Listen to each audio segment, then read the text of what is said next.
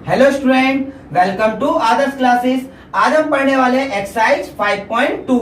अगर आपने इसका फर्स्ट पार्ट नहीं देखा है तो जल्दी से जाके इसका फर्स्ट पार्ट जरूर देख लें, क्योंकि फर्स्ट पार्ट में मैंने आपको कराया इस एक्सरसाइज का कंसेप्ट और 5.2 का कंसेप्ट भी मिलेगा फर्स्ट पार्ट में, और क्वेश्चन नंबर 1 to 10 तक के क्वेश्चन भी मिलेंगे। और आज हम पढ़ने वाले हैं क्वेश्चन नंबर 11 से। चलो क्वेश्चन नंबर 11 स्टार्ट करते हैं।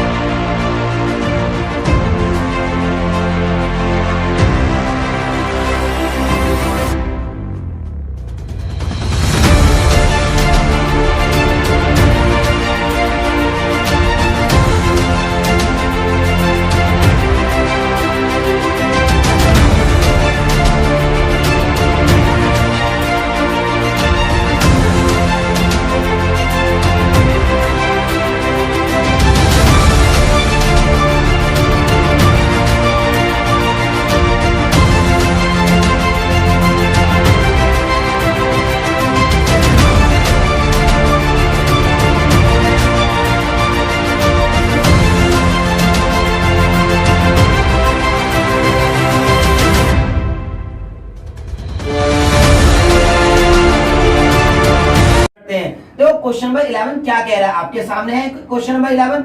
इसमें कहा है विच टर्म ऑफ एपी, एक एपी दे रखा है 3, 15, 27, 39। इस एपी में कौन सी टर्म 54 टर्म से 132 ज्यादा है। स्टूडेंट समझ में आ रहा है, ये जो एपी है इस एपी में कौन सी टर्म 54 टर्म से 132 ज्यादा है। कौन सी टर्म 54 टर्म से 132 ज्यादा है। देखते हैं क्वेश्चन नंबर 11। तो देखो ये क्वेश्चन नंबर 11 में हमें एपी दे रखी है। देखो एपी क्या दे रखी है हमें, पहले है 3, फर्स्ट टर्म क्या है स्टूडेंट 3 है, नेक्स्ट क्या है 15 और नेक्स्ट है 27 और नेक्स्ट टर्म है 39। तो स्टूडेंट हमें बताना है क्या इस एपी में, देखो ये first term, second term, third term, fourth term, ऐसे करके इन्होंने कौन सी ऐसी टर्म है जो 54 टर्म से 132 ज्यादा है। स्टूडेंट क्या कह रहा है, क्वेश्चन आपको समझ में आ रहा है ना। क्वेश्चन में क्या कहा है, इन्होंने कहा कौन सी टर्म 54 टर्म से 132 ज्यादा है। स्टूडेंट कौन सी टर्म 54 टर्म से 132 ज्यादा है। तो स्टूडेंट क्या निकालना पड़ा, सबसे पहले 54 टर्म। तो स्टूडेंट 54 टर्म क्या है, ए की वैल्यू क्या है 3 और डी की वैल्यू स्टूडेंट क्या है 15 में से क्या घटा देंगे 3, तो क्या आ जाएगा 12। तो स्टूडेंट ए की वैल्यू तो 3 आ गई, डी की वैल्यू क्या आ गई 12। अब हमें बताना है कौन सी टर्म 54 टर्म से 132 ज्यादा है। तो सबसे पहले क्या निकालना है स्टूडेंट, 54 टर्म निकालनी है। तो 54 टर्म क्या होगी, देखो मैंने आपको कंसेप्ट बताया था ना, 54 टर्म निकालनी है तो हमें क्या करना है, ए तो लेना ही लेना है, इसमें एक डी कम प्लस करना है। तो यानी क्या हो जाएगा स्टूडेंट 53D। आपको बताया था ना, याद आया आपको कंसेप्ट। फर्स्ट पार्ट में मैंने आपको ये कंसेप्ट बताया था कि अगर हमें 54 टर्म निकालनी तो क्या करें, a प्लस 53D। अब a की वैल्यू क्या है स्टूडेंट 3 है और 53 का 53, d की वैल्यू क्या है स्टूडेंट 12। इनकी मल्टीप्लाई कर दो, 53 और 12 की मल्टीप्लाई करेंगे स्टूडेंट क्या आ जाएगा 3 प्लस 6, 3, 6। ठीक है स्टूडेंट, अब इसे ऐड कर दो तो कितना 6, 3, 9 हो जाएगा। ये समझ में आया स्टूडेंट। अब हमें स्टूडेंट क्या कहा है, अगर 54 टर्म आ गए हमारे, इसमें 132 ऐड कर दे तो कौन सी टर्म आएगी। अगर इस 54 टर्म में 132 ऐड कर दें तो कौन सी टर्म आएगी, ये हमें बताना है। तो लेट कर लेंगे सबसे पहले, let n term is 132 more than 54th term. Student क्या हमने मान लिया, जो एन टर्म है वो 132 ज्यादा है किससे, 54 टर्म से। तो एन टर्म क्या होती है स्टूडेंट, एन को ही तो कहते हैं एन टर्म। अब एन टर्म क्या है, 54 टर्म है 132 जोड़ दे वही हमारी एन टर्म है। एन टर्म का फॉर्मूला क्या होता है, a plus N minus 1d। ठीक है स्टूडेंट, अब 54 टर्म क्या आ रही है 639 प्लस 132 हो गया। a की वैल्यू क्या है स्टूडेंट, a की वैल्यू है 3, फिर आ जाएगा n माइनस 1, इन दोनों को ऐड कर और d का d आ जाएगा स्टूडेंट। d की वैल्यू भी पता है हमें, d की वैल्यू स्टूडेंट क्या है 12, d की वैल्यू क्या है स्टूडेंट 12 है। ठीक है स्टूडेंट, अब ये इन दोनों को ऐड कर दो, ऐड करेंगे तो क्या आएगा स्टूडेंट 771 आ जाएगा। तो ये क्या आ गया n माइनस 1 और ये क्या है 12। अब इसे 3 को वहां जाकर सब्ट्रैक्ट कर दो तो 771 में से 3 सब्ट्रैक्ट हो जाएगा तो क्या हो जाएगा स्टूडेंट n माइनस 1 और ये आ गया 12, इसमें से 3 सब्ट्रैक्ट कर दो 7, 6, 8 आता है स्टूडेंट। तो अब ये क्या हो जाएगा, यहाँ पर जो n माइनस 1 है वो तो यही रहेगा अब उसमें 12 वहां जाके डिवाइड में चला जाएगा, तो स्टूडेंट 12 डिवाइड में जाएगा तो क्या 7 6 8 में के डिवाइड में क्या जाएगा 12। ठीक है स्टूडेंट, तो कितनी बार जाएगा, n बराबर 64, तो n की वैल्यू क्या आ गई 65। तो कौन सी टर्म बतानी है, n टर्म जो है 132 ज्यादा है 54 टर्म से, तो वो कौन सी टर्म है 65 टर्म। तो आंसर आ गया हमारा कि 65 term is 132 more then 52 term 54 term.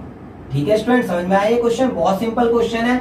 सबसे पहले क्या कहा है कि कौन सी टर्म 54 टर्म निकाली है, पहले 54 टर्म निकाली, फिर कहा कौन सी टर्म 54 टर्म से 132 ज्यादा है, तो क्या लिखते हैं student, nth term is 132 more then 54 term. तो nth टर्म क्या है स्टूडेंट, an आ गया, 54 का 54 और कौन सी टर्म 132 ऐड कर दिया, तो 54 का मतलब क्या स्टूडेंट 639 और 132 ऐड करेंगे तो क्या आएगा स्टूडेंट 771 आ गया, 3 वहां जाके सब्ट्रैक्ट हो गया, फिर 12 डिवाइड में आ गया, 12 से डिवाइड करें तो स्टूडेंट क्या 64 टर्म और ये हमारा आ गया 65 टर्म, यानी 54 टर्म में क्या 132 जोड़े तो कौन सी टर्म आती है 65 टर्म आती है। ये समझ में आया आपको क्वेश्चन। नेक्स्ट क्वेश्चन क्या है, क्वेश्चन नंबर 12। देखो क्वेश्चन नंबर 12 क्या कह रहा है, ये बहुत इजी क्वेश्चन है, ये आप ना बिना सॉल्व करे इसका आंसर दे देंगे और ये 1 मार्क्स तक का ही क्वेश्चन आ सकता है, इससे ज्यादा क्वेश्चन आएगा भी नहीं, तो इसका क्वेश्चन डायरेक्ट हो जाएगा इसका आंसर। देखो इसका आंसर क्या होगा, सबसे पहले क्वेश्चन क्या है, देखो 12 क्वेश्चन पढ़ते हैं। 2 AP have the same common difference, 2 AP हैं जिनका डिफरेंस क्या है सेम है,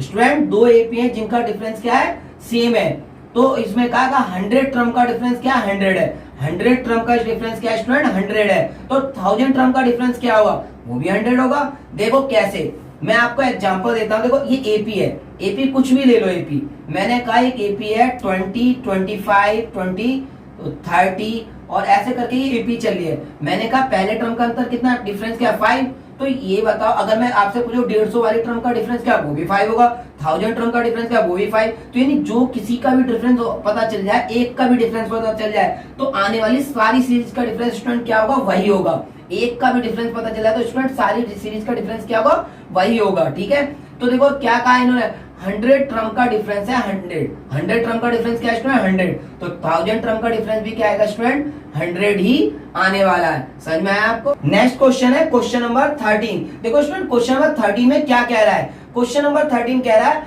how many 3 digit number divisible by 7, how many 3 digit number divisible by 7, यानी 3 डिजिट के कितने नंबर है जो 7 से डिविजिबल है। तो देखो इस क्वेश्चन को करते हैं, तो 3 डिजिट के कौन कितने नंबर है जो 7 से डिविजिबल है ये हमें बताना है। तो देखो इसमें करना क्या है, पहला 3 डिजिट का सबसे पहला नंबर क्या होता है 100, तो 3 डिजिट का सबसे पहला नंबर 100 तो होता है मगर वो 7 से डिविजिबल नहीं होता, तो ऐसा कौन सा नंबर होगा जो 7 से डिविजिबल होगा, देखो 100 के बाद होगा सबसे पहला नंबर जो 7 से डिविजिबल है वो 105, ये क्या 3 डिजिट का नंबर भी है और 7 से डिविजिबल भी है, तो हमें ऐसा नंबर बताना है जो 7 से डिविजिबल भी हो और 3 डिजिट का नंबर भी हो, तो वो क्या 105 हो गया स्टूडेंट। तो नेक्स्ट क्या आएगा 112, नेक्स्ट क्या होगा 119, ये समझ में आया आपको। अब लास्ट नंबर क्या होगा 3 डिजिट का जो क्या 7 से डिवाइड भी हो जाए, तो 7 से डिवाइड भी हो जाए, लास्ट नंबर क्या 994 है, ये समझ में आया आपको।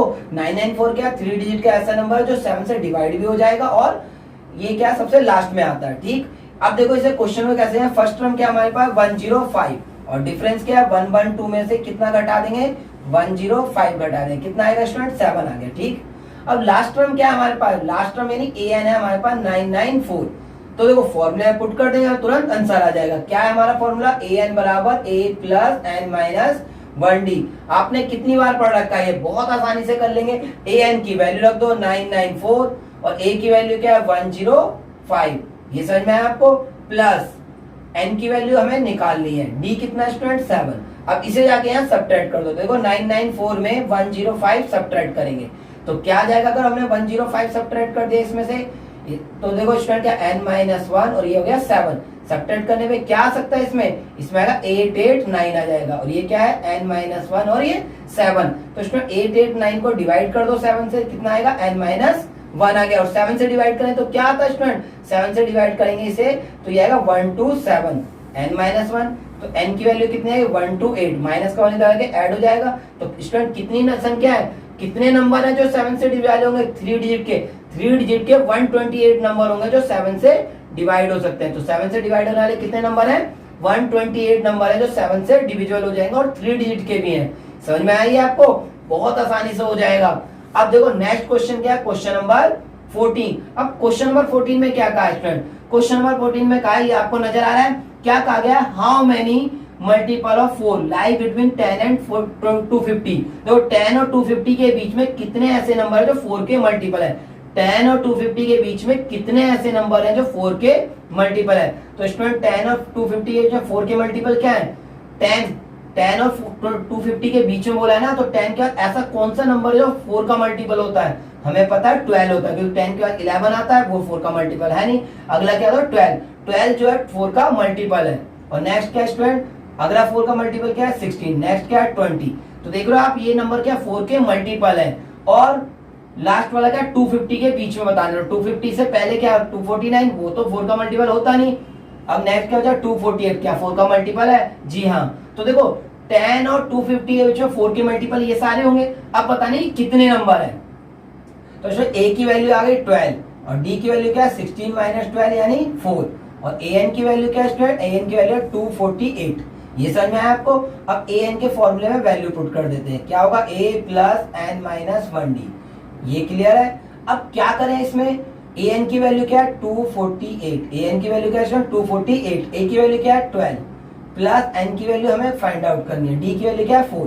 12 स्टूडेंट यहाँ जाके सब्ट्रैक्ट हो जाएगा, 248 में से क्या सब्ट्रैक्ट कर देंगे, 12 को सब्ट्रैक्ट कर देते हैं, n माइनस 1 कितना आ गया 4।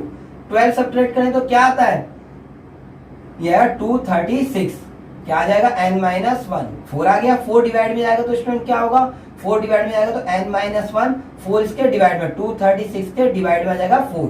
ये कितनी बार में जा रहा है स्टूडेंट, ये जा रहा है, अगर 4 से डिवाइड करें 4 में कितनी बार जाएगा 5, 4 5 जा 20, ये 20 हो जाएगा, कितना बचा अब 3, 4 9 जा 59 हो जाएगा। ये n की वैल्यू कितनी होगी स्टूडेंट 60। तो कितनी ऐसी टर्म है जो 4 से डिविजिबल है, 60 टर्म है जो 4 से डिविजिबल होंगी, कौन सी, 10 से 250 के बीच में। नेक्स्ट क्वेश्चन है क्वेश्चन नंबर 15। क्वेश्चन नंबर 15 क्या कह रहा है, for what value of n, for what value of n nth term of both AP are equal, यानी n की कौन सी ऐसी वैल्यू है जो दोनों एपी में ये बराबर है। क्या बताना है, कौन सी एपी में ये क्या है, n की कौन सी ऐसी टर्म है जो दोनों एपी की बराबर है। तो हमें कैसे पता चलेगा कौन सी टर्म दोनों एपी की बराबर है, तो देखो कैसे करना है, इसको क्वेश्चन को देखते हैं। क्वेश्चन नंबर क्या है 15 में सबसे पहले हमें देखा फर्स्ट एपी, क्या है student first AP. First AP क्या है हमारे पास, फर्स्ट एपी दे रखी है 63 और 65 67 और ये हमें दे रखा है गिवन है, ठीक है स्टूडेंट। अब हमें क्या करना है, इसे इन दोनों एपी, ये क्वेश्चन में जो दो एपी नजर आ रहे हैं इनमें कहा है कौन सी टर्म इसकी बराबर होगी, हम मान लेंगे इसकी nth टर्म बराबर है, यानी a की वैल्यू क्या है 63 और d की वैल्यू क्या है 65 में से 63 घटा दो, क्या बच जाएगा 2। अब हमें बताना है इसकी nth टर्म निकाल लेंगे, तो स्टूडेंट क्या निकालेंगे, nth टर्म निकाल लेंगे। तो nth टर्म क्या होगी a plus n minus 1d।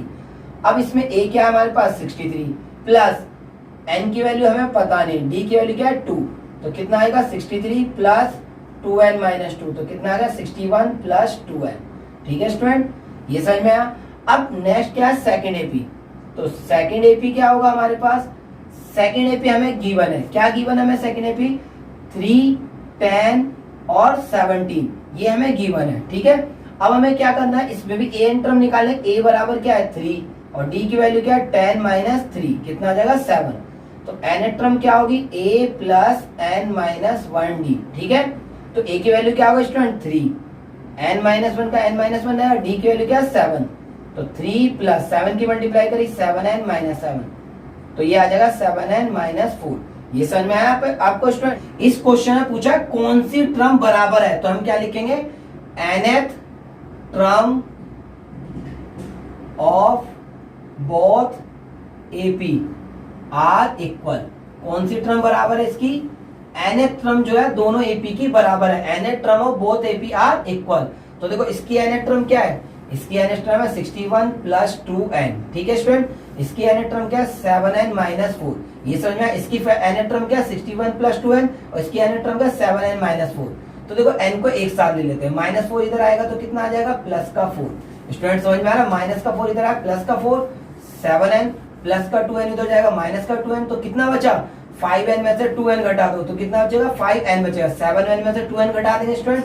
अगर 7 में से 2n घटा दे तो कितना बचा 5n, और यहाँ पे कितना बचा 60, इन्हें ऐड करें 65, तो n बराबर क्या है 65 अपॉन में 5 से सब्ट्रैक्ट काट देंगे तो क्या आ गया 13, तो क्या आ गया n की वैल्यू 13। तो यानी क्या आ गया स्टूडेंट, ये आ गया 13 term of both AP are equal. कौन सी टर्म बराबर है, इनकी 13 टर्म बराबर है। समझ में आया, इन्होंने क्या कहा था क्वेश्चन में कि दोनों एपी की कौन सी टर्म बराबर है, तो मैंने इस एपी की भी एन टर्म निकाल ली, इस एपी की भी एन टर्म निकाली, दोनों को बराबर कर दिया, तो एन की वैल्यू जो आई वही हमारा आंसर हो गया 13 term of both AP are equal. Next question number 16। देखो क्वेश्चन नंबर 16 क्या कह रहा है, डिटरमाइन एपी। एपी हमें फाइंड आउट करनी है जब थर्ड टर्म 16 है और 7 टर्म 5 टर्म से 12 ज्यादा है। समझ में आया आपको क्वेश्चन, फिर दोबारा रिपीट कर देता हूं। डिटरमाइन एपी, हमें एपी फाइंड करनी है। थर्ड टर्म में कितनी गिवन है, थर्ड टर्म में 16 गिवन है, और क्या कहा है 7 टर्म 5th टर्म से 12 ज्यादा है। ठीक है स्टूडेंट, अब हम करते हैं। देखो बहुत इजी क्वेश्चन है, बहुत ज्यादा। इसमें क्या कहा गया हमसे कहा है थर्ड टर्म क्या है 16, तो थर्ड टर्म क्या हो जाएगी 16, तो a प्लस 2d बराबर क्या हो गया 16। ठीक है स्टूडेंट, तो क्या है थर्ड टर्म कितनी है 16 है, तो a प्लस 2d बराबर 16, इक्वेशन हो गई फर्स्ट। तो थर्ड टर्म 16 है तो क्या हो जाएगा a प्लस 2d बराबर 16 आ गया। ये समझ में आया आपको। अब क्या कहा है इसमें 7 टर्म 5th टर्म से कितनी 12 ज्यादा है, 7 टर्म 5th टर्म से 12 ज्यादा है। तो आपको पता बताया ना मैंने, 7 टर्म का मतलब क्या होगा a प्लस 6d स्टूडेंट, और 5 का मतलब क्या होगा a प्लस 4d, कितना आ गया 12। अब इसे सॉल्व करेंगे, a प्लस 60 हो जाएगा, माइनस के अंदर मल्टीप्लाई, माइनस a माइनस का 4d, कितना हो गया 12। तो प्लस a माइनस 1 कट गया, 6 में से 4 जाएगा, कितना बचा 2d, और ये क्या आ गया 12। तो d की वैल्यू क्या है 12 अपॉन 2, तो d की वैल्यू आ गई 6 स्टूडेंट। तो d की वैल्यू क्या आ गई हमारे पास 6 आ गई, d की वैल्यू क्या आ गई 6। अगर d की वैल्यू 6 क्या करेंगे हम पुट कर देंगे, तो पुट d इक्वल टू 6 किस में पुट करेंगे इन फर्स्ट। d की वैल्यू 6 हमें किस में रख देंगे, हम फर्स्ट में रख देंगे। तो स्टूडेंट d की वैल्यू 6 है, तो अगर हम फर्स्ट में रख दे तो क्या आएगा a का a आएगा प्लस 2, d की वैल्यू रख दी हमने 6। समझ में आया आपको, ये आ गया 16, तो a कितना हो जाएगा, ये 2 की 6 से बढ़ 12, ये आ गया 16, तो a क्या होगा 16 माइनस 12, तो a की वैल्यू क्या आ गई 4। तो स्टूडेंट a की वैल्यू क्या आ गई हमारे पास, a की वैल्यू आ गई 4। ये समझ में आया आपको। हमें AP की 3 टर्म निकालने, तो AP क्या आएगा a plus d a plus 2d, कितना हो जाएगा, ये चलता जाएगा। तो a की वैल्यू क्या है स्टूडेंट 4, a की वैल्यू क्या है 4, a की वैल्यू 4 रख दो, प्लस d की वैल्यू क्या है 6, a की वैल्यू 4 रख दो, प्लस 2 d की वैल्यू क्या है 6। ये समझ में आया आपको। तो पहली टर्म आ गई 4, सेकंड टर्म क्या आ जाएगी ये 10, और नेक्स्ट टर्म क्या आ गई 16। तो ये एपी की 3 टर्म हमें फाइंड आउट कर ली है। समझ में आया ये क्वेश्चन कितना। स्टूडेंट देखते हैं हम क्वेश्चन नंबर 17। देखो क्वेश्चन नंबर 17 क्या कह रहा है, find the 20 term from the last. हमें क्या निकाला 20 term from the last, last से हमें 20 टर्म निकालना है। जब एपी क्या है 3, 8, 13, 253, एपी क्या दे रखे 3, 8, 13 और 253। तो देखो स्टूडेंट कैसे हम फाइंड आउट कर सकते हैं, कितना आसान है। ये हमारे पास क्वेश्चन नंबर 17 है। तो स्टूडेंट एपी क्या दे रखा है हमें 3, 8 और 13, और क्या दे रखा है स्टूडेंट 253। क्या दिया है स्टूडेंट, हमें एपी दे रखी है 3, 8, 13 और 253। ये हमें एपी दे रखी है। हमसे कहा लास्ट से, हर बार हम शुरू से निकालते थे स्टार्टिंग से, अब की बार हमें कहा लास्ट वाले नंबर से 20 टर्म निकालिए। क्या निकालने को कहा स्टूडेंट, लास्ट वाले नंबर से 20 टर्म का है। तो लास्ट टर्म क्या है हमारे पास स्टूडेंट, लास्ट टर्म है 253। ठीक है स्टूडेंट, अब हमें क्या करना है, लास्ट से 20 टर्म निकालना, पहले डी निकाल लेते हैं। डी क्या है हमारा 8 माइनस 3, कितना आ गया स्टूडेंट 5। और जब भी हमें लास्ट से 20 टर्म निकालना यानी लास्ट से कोई भी टर्म निकालना है, तो स्टूडेंट ये वाला फॉर्मूला आएंगे। कौन सा फॉर्मूला है, 20 टर्म फ्रॉम लास्ट। ठीक है स्टूडेंट, ये क्या कह रहा है 20 टर्म फ्रॉम लास्ट। अगर हमें लास्ट से 20 टर्म निकालनी है तो ये फॉर्मूला अप्लाई करना है हमें हमेशा। ठीक है स्टूडेंट, बहुत आसान है। आपने देखो L minus n minus 1D, student समझ में आया आपको। जब भी हमें 20 टर्म निकालनी है लास्ट से, यानी लास्ट से 20 क्या कोई भी टर्म निकालनी हो, मगर लास्ट से निकालनी है। अगर हमें लास्ट से निकालनी है टर्म, तो हम कौन सा फॉर्मूला लाएंगे, L minus n minus 1d। ठीक है स्टूडेंट, तो 20 टर्म फ्रॉम लास्ट का मतलब क्या हो, 20 टर्म लास्ट वाली l आ जाएगी। मतलब करना क्या, a की जगह क्या लगाना है स्टूडेंट, l लगाना है और यहाँ पे लगा देना माइनस। और हमारे सारे क्वेश्चन हो सकते हैं, कोई भी इस टाइप का क्वेश्चन आ जाए, याद रहेगा आपको, कोई भी लास्ट टर्म से रिलेटेड क्वेश्चन आ जाए तो आपको ये वाला फॉर्मूला लगा देना है। तो देखो लास्ट टर्म क्या है हमारी, लास्ट टर्म है 253। ठीक है स्टूडेंट, n की वैल्यू क्या है हमारे पास 20 टर्म निकाले हैं लास्ट से, तो n की वैल्यू 20 होगी, 20 माइनस 1 आ गया स्टूडेंट। ठीक, अब 20 माइनस 1 आ जाएगा। अब क्या करेंगे स्टूडेंट, d की वैल्यू कितनी आ गई 5, तो स्टूडेंट d की वैल्यू क्या है 5, तो हमें क्या है 253। समझ में आया स्टूडेंट। अब ये कितना हो जाए 19 इंटू 5, अब 19 की 5 से मल्टीप्लाई कर देते हैं स्टूडेंट। 20 में से 1 सब्ट्रैक्ट किया, क्या आ गया 19, और इसकी 5 से मल्टीप्लाई कर दो। अगर 90 की 5 से मल्टीप्लाई करें स्टूडेंट क्या आएगा 95।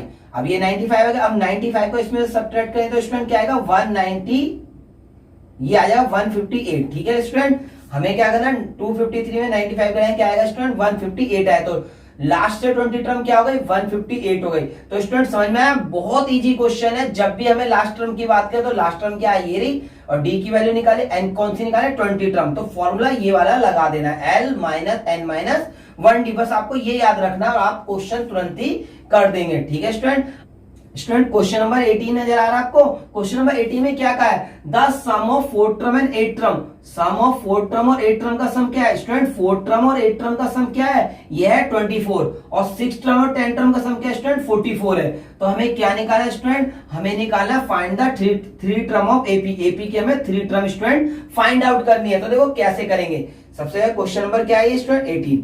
अब ये 18 क्वेश्चन में क्या कहा हमसे, मैंने आपको बताया यहाँ पे 4 टर्म 8 टर्म का सम कितना है। देखो स्टूडेंट 4 टर्म और 8 टर्म का सम कितना है 24, यही तो कहा है स्टूडेंट, 4 टर्म और 8 टर्म का सम क्या है 24 है।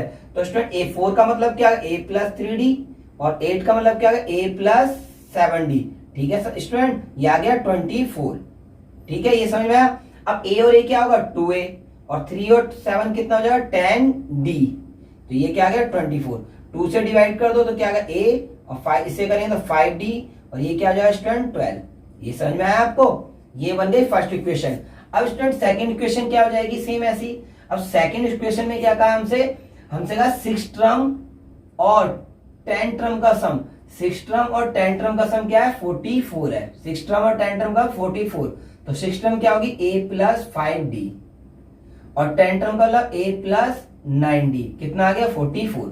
ये समझ में आया आपको, a और a क्या है 2a, 5d और 9d कितना आ गया 14d बराबर 44। अब 2 से डिवाइड करें तो क्या आएगा a, और ये आ गया 7d बराबर 22। ये इक्वेशन हो गई सेकंड। तो देखो फर्स्ट इक्वेशन सेकंड इक्वेशन आगे इन्हें सॉल्व कर लेते हैं। तो क्या लिखेंगे, from equation first and second. देखो फर्स्ट और सेकंड इक्वेशन से क्या होगा, पहली इक्वेशन क्या है स्टूडेंट a प्लस 5d, ठीक है स्टूडेंट, बराबर कितना है 12, और नेक्स्ट इक्वेशन क्या a प्लस 7d बराबर क्या है स्टूडेंट 22। क्या करना है हमें, बाय सब्ट्रैक्ट। क्या करेंगे स्टूडेंट, बाय सब्ट्रैक्ट, इन्हें सब्ट्रैक्ट करेंगे, ये माइनस, ये भी माइनस, ये भी माइनस, ए कट गया स्टूडेंट।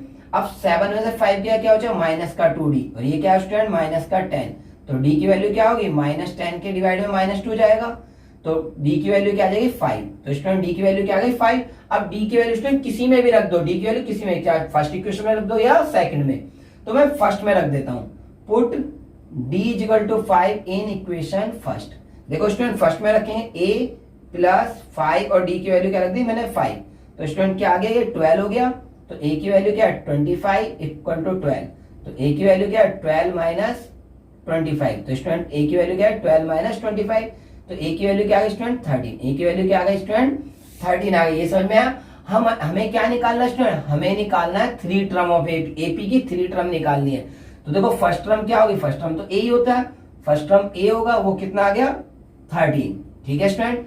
अब सेकंड टर्म क्या होगा a प्लस डी, तो a प्लस डी क्या होगा स्टूडेंट 13 में d जोड़ दो, कितना होगा 13 प्लस 5 कितना आ जाएगा स्टूडेंट 18, ठीक है ये समझ में आया आपको।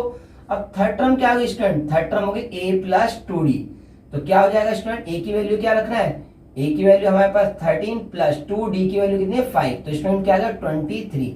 समझ में आया आपको। हमें क्या निकालने थे, फर्स्ट 3 टर्म निकालने थे। फर्स्ट टर्म a1 क्या a है, आ गया, a2 a plus D, a और d की वैल्यू रख दी, a3 का वाला a प्लस 2d, इनकी वैल्यू रख दी, आगे पहली टर्म आई 13, फिर 18 और फिर 23। ये समझ में आया आपको।